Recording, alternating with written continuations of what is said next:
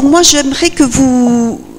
C'est frappant de voir que dans tout ce que vous avez dit toutes les quatre, enfin moi j'ai retenu 2 mots, la peur, qui est devenue, pour différentes raisons que vous avez expliquées les unes et les autres, une espèce de ciment, enfin à la fois de ciment mais de courant qui traverse nos sociétés, et presque de plus en plus, et notamment parce qu'en effet elle est entretenue au jour le jour par toutes les catastrophes. Vous vous souvenez quand on disait le monde va devenir un village, le monde est un village, puisqu'on est au courant à la minute près de toutes les horreurs qui se passent partout. Donc évidemment, au bout d'un moment, on se sent envahi, impuissant. Donc moi, j'aimerais savoir, d'abord, la peur, et puis vous avez dit toutes les quatre, l'espérance. J'aimerais savoir, peut-être que vous disiez comment on peut, de là où vous êtes et de là où on est tous ensemble, trouver des mots, un autre discours, des lieux de parole où on essaye de dire cessez d'avoir peur. Comment on fait déjà pour dire à nos concitoyens arrêtez d'être, enfin arrêtez, c'est pas un mot d'ordre, mais cessons d'être menés par cette peur. Oui, moi je m'apprêtais précisément à poser la question dans un sens proche, c'est-à-dire ce qui me frappe dans ce qu'on a dit toutes les quatre, c'est que finalement il y a beaucoup de choses qui renforcent les réflexes de repli de chacun et chacune, non seulement la peur, mais aussi la superficialité de l'analyse. On a parlé des médias, qui nous envoie plutôt dans les directions de renforcement de nos peurs, ou alors la norme, qui a été... pourquoi on met en avant la norme plutôt que la liberté et les autres, et les potentialités d'amour qui sont ailleurs dans les textes, et du coup la tradition aussi peut être, et pour moi comme théologienne, c'est comment on... Alors je dirais, moi je vois quatre un argument frontal ne permet pas à une personne de changer. Si je fais la leçon à la personne et que je lui dis là ça va pas du tout, il faut que tu changes, c'est vraiment donner des leçons qui ne servent strictement à rien. Mais néanmoins l'argument peut faire réfléchir. L'expérience de mettre ensemble avec d'autres, c'est ce que vous avez évoqué. Le récit qui fait sortir et qui décale, et peut-être le fait que d'autres peuvent vivre d'autres choses qui fait que... Mais ça reste une question, ces quatre possibilités, comment les faire vivre, et il me semble que on a dans nos religions des ressources pour aller dans ces quatre directions, mais est-ce qu'on peut véritablement influencer des opinions? Ça reste pour moi une grande interrogation.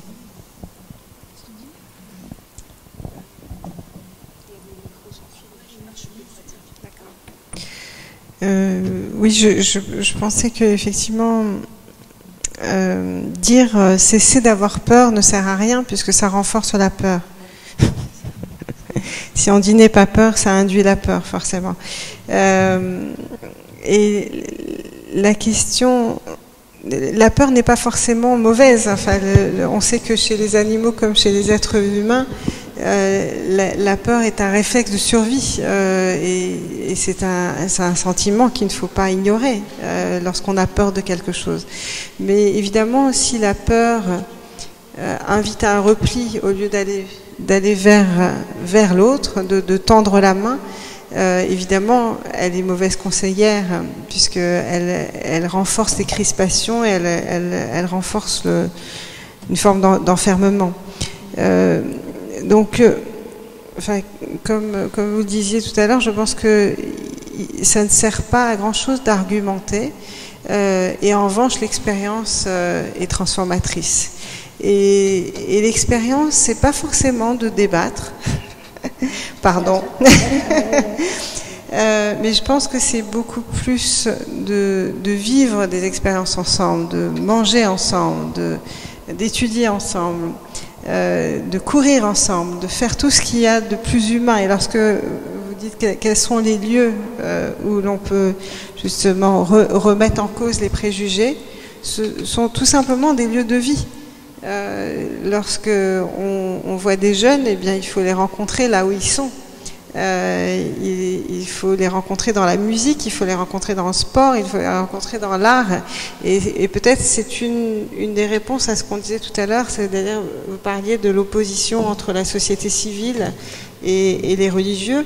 Et c'est vrai que en France, elle a été renforcée par la laïcité. Et je crois que là aussi, il y a une brisure. Il faut pouvoir s'inspirer de toutes les sagesses, c'est-à-dire des sagesses scientifiques, des sagesses spirituelles, et que tous, on est allé vers une ultra-spécialisation de chacun, et c'est important de revenir à un partage d'expériences entre des philosophes, des cordonniers, des tisserands, des horlogers, des boulangers, comme je disais tout à l'heure, et finalement tous les métiers. Lorsqu'on parle de théologie par le bas, ce qui me gêne, c'est le mot bas, parce que finalement, on repense une société pyramidale. Et la sagesse, elle n'est pas forcément chez les théologiens. Elle peut être dans la rue, elle peut être lorsqu'on rencontre quelqu'un, elle peut être chez un garagiste, elle est partout. Et je pense que c'est pour reprendre l'idée que j'ai énoncée tout à l'heure, de faire tomber, de détruire ces pyramides, c'est de repenser la société comme des petits groupes, sans penser qu'il y a une élite qui dirige, ou une élite pensante, ou une élite politique, qui serait plus sage que d'autres parties de la société. Oui, voilà. Merci. Je pense peut-être avant d'aborder cela, par rapport à la dernière réflexion de mes propos sur la confiance qui manque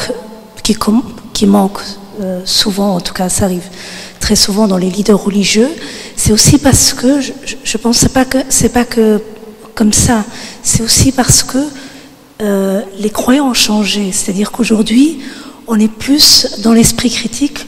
Le croyant ne se contente plus d'aller chercher, d'accepter le théologien en tant que médiateur.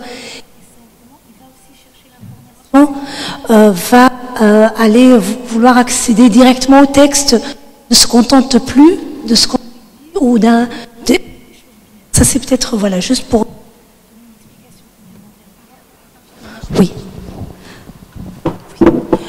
Mais par rapport à la question de la peur, je suis d'accord avec vous, madame. Je ne pense pas qu'on a besoin de discuter. Je crois que la première chose, c'est de comprendre, d'essayer de comprendre ces peurs-là, d'avoir de la distance, par rapport à ces peurs. On le voit sur des questions de racisme, sur les questions des communautarismes, sur les questions voilà, de l'islamophobie, l'antisémitisme, etc.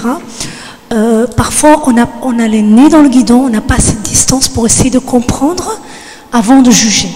Je pense que la peur vient souvent de la méconnaissance et que la connaissance est pour moi l'éducation, la connaissance, c'est la solution sur long terme pour contrer les peurs. Mais ça veut dire aussi qu'on doit accepter que ça s'inscrit sur le long terme. C'est quelque chose qui prend du temps et qu'il faut être aussi dans le rayonnement, dans l'exemplarité. C'est-à-dire là, je suis d'accord avec vous aussi, il faut faire ensemble, pas vivre ensemble. Il faut mener des projets ensemble, il faut échanger, il faut donner l'exemple, il faut rayonner, il faut informer. Et je pense que c'est vraiment et ne pas juger.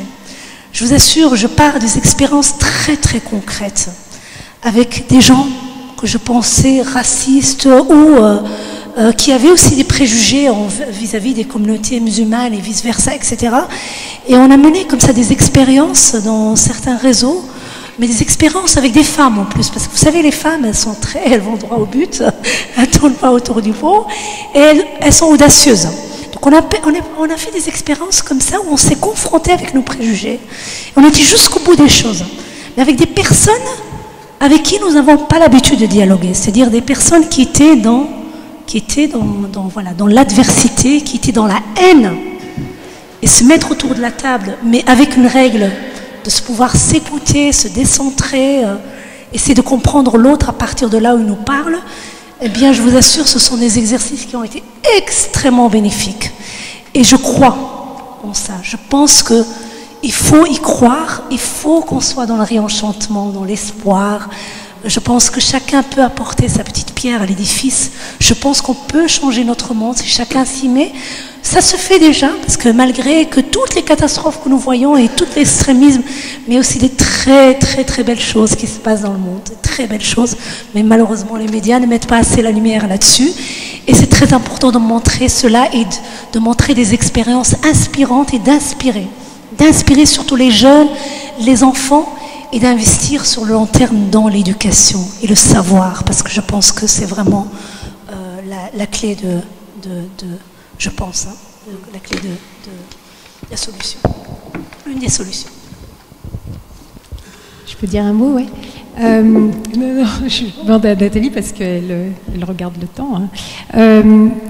Alors, c'est intéressant parce que vous avez parlé du récit, Elisabeth, et effectivement, c'est l'arme que j'utilise, c'est celle du récit, et je pense que l'être humain, justement, c'est toujours raconter, c'est ce qui fait son humanité, justement, c'est cette capacité à raconter son histoire, les histoires, et il y a les histoires qui nous abaissent et il y a les histoires qui nous élèvent, et je pense qu'il est plus que temps de rééquilibrer et d'amener plus d'histoires qui nous élèvent. Et donc, c'est l'arme que j'utilise. Et quand je dis le mot arme, c'est justement c'est penser. C'est-à-dire qu'en fait, il faut quand même qu'on réalise qu'on est au milieu d'un combat spirituel, et qu'il va falloir qu'on choisisse notre camp. Et donc, cette histoire de la peur, évidemment, il y a la peur qui est là pour nous protéger. Mais ce dont je parle, c'est la peur qui nous paralyse. Parce que l'être humain est pleinement vivant s'il reste en mouvement. Et c'est justement parce que je suis émue que je vais pouvoir me lever, me révolter contre une injustice, donc je vais me mettre en mouvement et je vais aller vers l'autre parce que justement il y a cette émotion qui m'habite. Et donc si on est paralysé de peur, eh bien on ne peut plus être humain et on ne peut même plus prétendre à une quelconque liberté. Or c'est aussi ça qui est en jeu, c'est notre liberté d'être pleinement humain, d'aller explorer ce chemin, parce que c'est jamais qu'un chemin. Encore une fois, dans le chemin, il y a des gens en plus devant nous, il y en a d'autres derrière. Ce qui compte, c'est d'avoir identifié le chemin et de commencer à l'arpenter. C'est ça qui est intéressant, quoi. Et là, on commence vraiment à avoir une saveur. On est le sel de la terre, il paraît, donc c'est chouette. Et donc du coup, c'est vrai que j'utilise le récit parce qu'en fait, quand je reviens en 2008, quand j'ai mon déclic, que je réalise que les médias sont en train de cultiver la peur. Moi, je suis une femme de médias, je suis réalisatrice, et en fait, mon idée n'est certainement pas de diaboliser les médias. Les médias, c'est un outil, ça veut dire moyen. Donc l'idée, c'est pas de diaboliser l'outil, c'est de savoir. Est-ce qu'on peut le réutiliser à bon escient? Et je pense que oui, plus que jamais.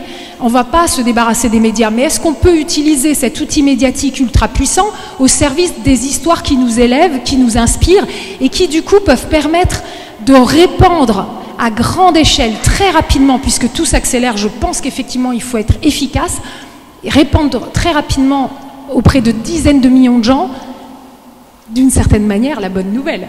Je ne fais pas du prosélytisme en disant ça, puisque comme tu l'as dit Nathalie, mon ONG est totalement aconfessionnelle, apolitique. Mon idée, c'est véritablement de faire le portrait des héros de l'amour. Donc je fais le portrait des héros humbles du monde entier, ces hommes et ces femmes qui font des choses exceptionnelles au service d'un monde meilleur et qui donc vivent l'amour dans leur chair tous les jours, donc sont au combat. Et je repense à cette phrase de Gandhi, enfin je ne sais pas si c'est vraiment sa phrase exacte, mais je me souviens quand il a commencé son aventure, on lui a dit mais Gandhi t'es tout seul quoi, donc qu'est-ce que tu vas faire? Et il a dit mais quelle importance que je sois seul ou pas seul si ce que je dis est juste. Donc quand vous avez identifié où est le combat pour la justice, c'est à vous de vous engager. Hein. Il n'y a pas le choix, mes parents encore une fois, ils ne se sont pas dit est-ce que les voisins ils adoptent? Bah non, ils ont fait leur part. Nous, on a pris le colibri comme logo parce que le colibri, c'est ce fameux petit oiseau qui fait sa part et qui essaye comme ça d'éteindre l'incendie une goutte d'eau après l'autre. Donc, c'est clair que ce qui est très beau, on a parlé de rôle modèle, c'est très intéressant parce qu'effectivement, l'idée, c'est pas de faire la morale. Ça sauve personne, la morale. D'ailleurs, Jésus a jamais fait la morale à quiconque, il les a aimés. Et seul l'amour nous sauve, quoi. Et donc, à nous de refléter l'amour de Dieu dans nos vies, dans nos chairs, dans chaque parole que l'on prononce, dans chaque regard, plutôt que de parler Dieu, vivons Dieu. Et ce qui est très beau aussi, c'est que, encore une fois, ce combat entre la peur et finalement la foi, entre la peur et la confiance, ma mère, qui est chrétienne, dit toujours, le tout, c'est pas de croire en Dieu, les amis, c'est de croire Dieu. croire dans les promesses que Dieu a fait, quand il a dit qu'il allait prendre soin de nous, etc. Mais c'est là que ça se passe. Si on commence à y croire, on va vraiment déployer nos ailes. Et là, c'est notre liberté qui va commencer à s'exercer. Donc je crois vraiment qu'effectivement, en montrant ces histoires de vie, qui ne sont donc pas de l'ordre de la morale, elles sont de l'ordre du vécu, de l'expérience qui existe sur le terrain, des hommes et des femmes qui y vivent l'amour. C'est l'amour en action. Eh bien, effectivement, il y a un effet miroir qui s'opère. On peut s'identifier à ces hommes et ces femmes parce qu'on se reconnaît en eux, parce que pour la plupart, ils n'ont pas le porte-monnaie de Bill Gates, ils n'ont pas le cerveau d'Einstein. Ils ont l'air d'être des gens ordinaires, sauf qu'ils font des choses extraordinaires tous les jours. Donc oui, nous ne sommes pas ordinaires, aucun de nous. Nous avons un trésor unique qui nous habite. Faut-il qu'on en prenne conscience? Faut-il qu'on puisse commencer à le nourrir, à le développer, pour enfin être en mesure d'offrir ce trésor au monde, parce qu'autrement il va manquer au monde. Et je trouve que tout ça est pleinement divin. Et donc c'est par cet exemple, par cette espérance qui est véhiculée par les histoires de vie de chacun, qu'effectivement on commence à nouveau à sentir cet appel intérieur et qu'on ose, qu'on a l'audace vraiment de s'engager dans la grande aventure humaine. Et là, on fait la différence.